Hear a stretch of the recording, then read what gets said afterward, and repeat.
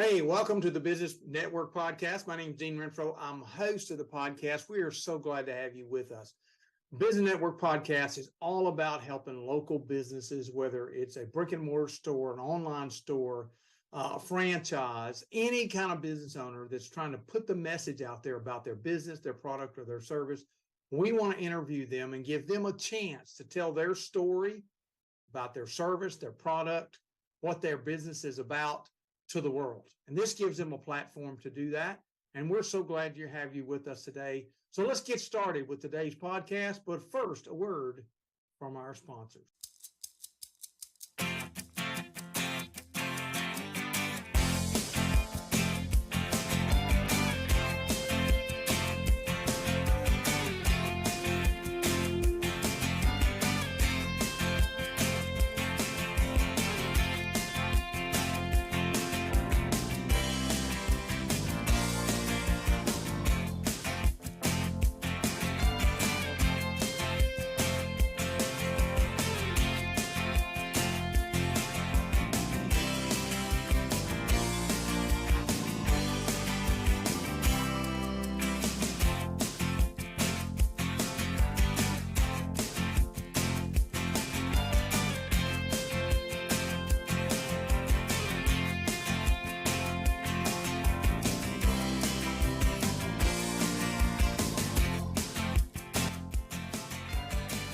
Well, that was a great word from our sponsor. Really appreciate everybody being here with us today. You know, in today's world, animals are a really big part of everybody's life, at least the normal dog, cat kind of thing that people have, birds and things like that. I was at Walmart earlier this morning, and there was a guy standing outside that had on a shirt that said, you know, more dogs, less people. You know, people are really, really into their animals. But then there's a whole nother world out there that oftentimes we don't know about or don't think about animals that are exotic, what we call exotic. And today's guest is going to tell us all about that because she runs a special organization that deals with what happens to exotic animals when things in life happen to people or that something happens with the animal or those kinds of things. And so today's guest is going to tell us all about that. Katie, we're glad to have you. Tell our audience who you are and what you're all about. Yeah, Dean, thanks for having me. I'm Kati Krouse. I'm the executive director of Bears, Etc. We are a bear and exotic animal rescue and sanctuary. And so what that means is our focus is bears from the exotic pet trade. Yes, people keep them as pets, but also the other exotics that come along with it, your birds, your reptiles, even fish. You know, when something happens to somebody and there's no family member to take care of them, then we can take them in. I founded Bears, Etc. 5 years ago with my husband. He knew what he was getting into when we got married. We actually met at a sanctuary that we used to work at. So that was really great. And so in 2011, I went on a rescue with our previous sanctuary, and I met a bear that had lived in a 20-foot diameter corn crib for 22 years. So when you think about a 20-foot diameter corn crib, that's about the size of 2 parking spaces. So, you know, 2 cars, and she'd lived in it for 22 years. She had been declawed and defanged. They broke her teeth off with pliers. And since rescuing her, I had made it my mission to start the nation's first bear sanctuary. Bears are the least served in the exotic pet trade. There is no true bear sanctuary in the U.S. for these animals that are a part of the exotic pet trade. We talk about there's big cat rescues, there's wolf and wolf dog rescues, there's reptile rescues, but there's no bear rescue in the U.S. currently. We're building the first of its kind. Wow, that's you know, that's the thing. I think that oftentimes people live with in their life is they have this passion, they have this thing that happened to them, and they think, oh, it would be nice. But you've done more than, oh, it would be nice to. It has such impacted you that you've taken action on that. And, you know, you're creating something that, as you said, it is unique in that sense. And hopefully there'll be more of them because of that. Somebody's got to be the pioneer. And you picked up that mantle to make that work. But to kind of give a frame of reference for our audiences is, you know, how many bears and what are we talking about when we talk about bears? People go to the zoo and they see different kind of bears, but how many bears are there out there, quote, that are not in a zoo, or in some other environment that they're used in that place for, but that would definitely fall into the purview of, hey, they need rescuing or something like that. How many in the United States are there? So in 2017, bear professionals from across the country came together in Washington, D.C., and that they identified at that time about 1,000 bears in need of placement. So that's in need of placement. That's not all of the bears that are outside of the zoos. And we got to talk about too with that is zoos versus sanctuaries. Because black bears specifically that are the most popular in the exotic pet trade, and then there's the Syrian brown bear, which is not native to the US, but a smaller version of your brown bear, so smaller than your Kodiak or your grizzly, right? And so zoos are quickly changing to saving species. They are breeding the animals that are critically endangered species to save that species. So bears are a no breed, and you don't see a lot of them in the zoos unless they've come from the exotic pet trade or they've been a wild bear that has either become a nuisance bear or it was hurt in the wildfires, or it lost its mother or something like that they brought it into a zoo situation instead of euthanizing it. Whereas a sanctuary doesn't buy, sell, breed, trade, or use animals for entertainment, and we're specifically rescuing these animals from abuse and neglect situations, or like you said, an owner passes away. Like we don't know, when we're going to be taken. So you could die in a car wreck tomorrow, and who's going to take care of that bear for you, or who's going to take care of that snake for you? Well, Bears Etc. is coming in and helping either provide placement for them or finding a place for them that can provide that permanent home for them for the rest of their lives. Wow. Yeah. I don't know. Sometimes people get enamored with wild animals and they think it's cool. And usually they get it when it's small, and correct. Then it turns into something really big, and they forget. I think, would be a fair assessment. Yes. To say and they forget that it's wild. Yeah. And the breeders, so we're not taking a cub from the wild and putting it in somebody's home. There are breeders of these animals across the US that breed, buy, sell, and trade these animals. And so it's very easy. You can have a bear cub, an older bear cub tomorrow, because they're all born in late January, early February, and have it as a pet, really no questions asked. It's a $50 permit in the state of Texas to have these as pets. And so it's very easy to get your hands on them and have them. And then they grow up. They're not like our dogs that have been domesticated over tens of thousands of years to get what we have today. These are, first, second generation of wild animals that still have all of the same instincts as their quote unquote wild cousins, so. Well, and I can imagine the food bill. Yes. It's not like feeding a dog, Correct. A black bear alone will eat 40 pounds of produce a day.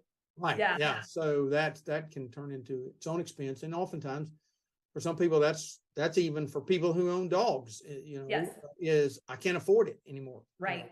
So I can imagine that for a bear, a tiger, a wolf, those kinds of animals that people just like, I can't afford this anymore. So, wow. Yeah. So it's a great place for you to go. So when we talk about that as your organization, as being a nonprofit organization, I'm sure there are a lot of needs that you guys have. So what are some of your goals as we come into end of 2022 and come into 23 that you're really looking to try to accomplish?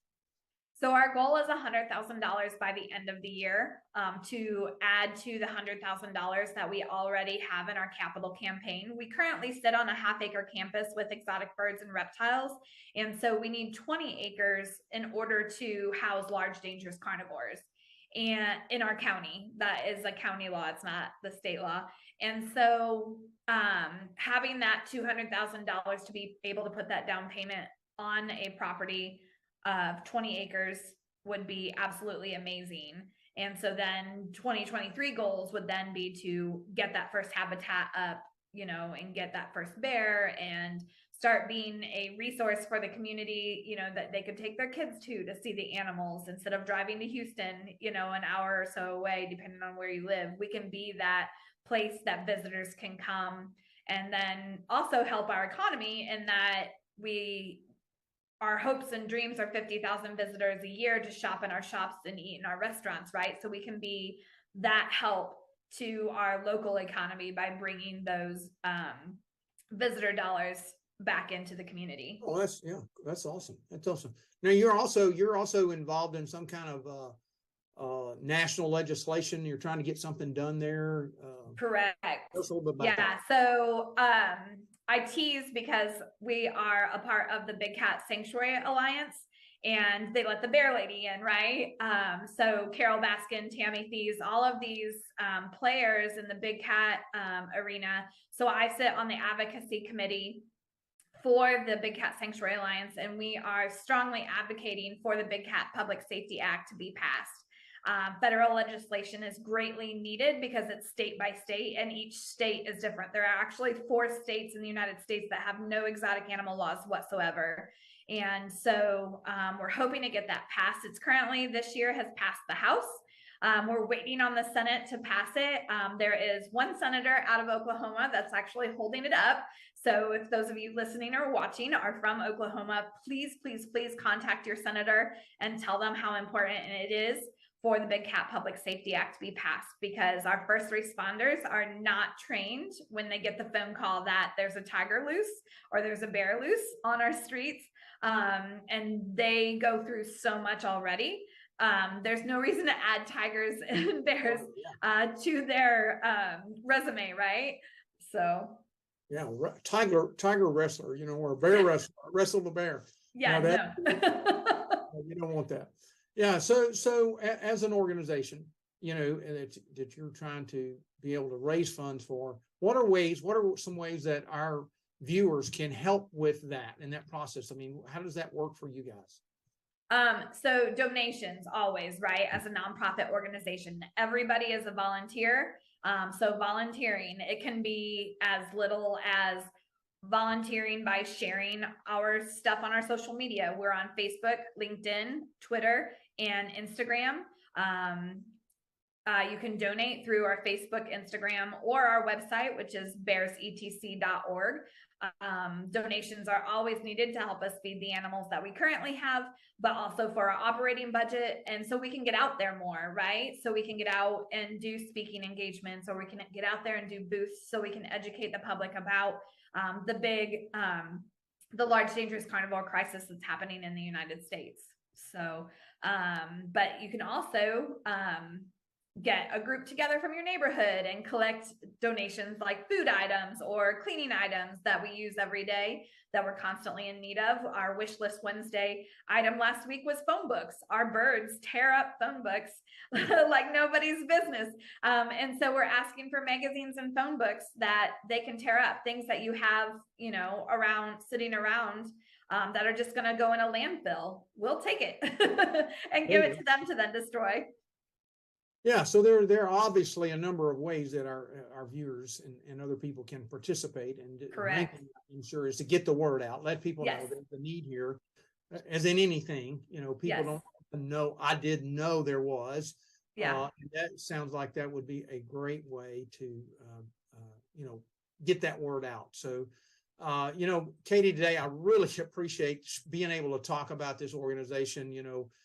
Having been an outdoors person my whole life, you encounter the outdoor, and oftentimes you don't think about these peripheral opportunities that exist for people who go and have exotic animals, and thinking about what do you do if, oftentimes that doesn't happen. So I really appreciate your organization. I know it can be an opportunity for people to give back, to especially if they're an animal lover person. This is another way to give back to our local community. So I really appreciate you being on today. Again, tell our folks one more time how they can get a hold of you or participate with you guys and that kind of thing.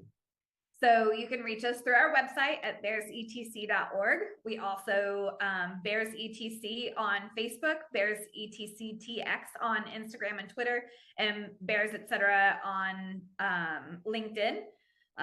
So yeah, please contact us. We look forward to giving everybody a little bit of our piece of the wild. Great to have you on the show again. Appreciate you. Looking to sometime soon to get back with you and hear a story about a rescue. Sounds great. Thank you for having me. Wow, what a great show today. I appreciate our guests, each and every one of them, as they come on and are part of the Business Network podcast. You too perhaps might be a business owner and you'd like to feature your business and tell your story, and we'd love to have you as a guest. You can go to the businessnetworkpodcast.com and you can see the link here on the screen and just fill out an application. It's not an obligation to be on the show, but we want to start the process with you to be able to say, hey, let's talk about your business and see how this podcast could be a great fit for you and for you to get the assets that go along with this show to be able to promote your business in a lot of different places. So, hey, thanks again. We look forward to you being with us again on the next, the Business Network podcast. Talk to you soon.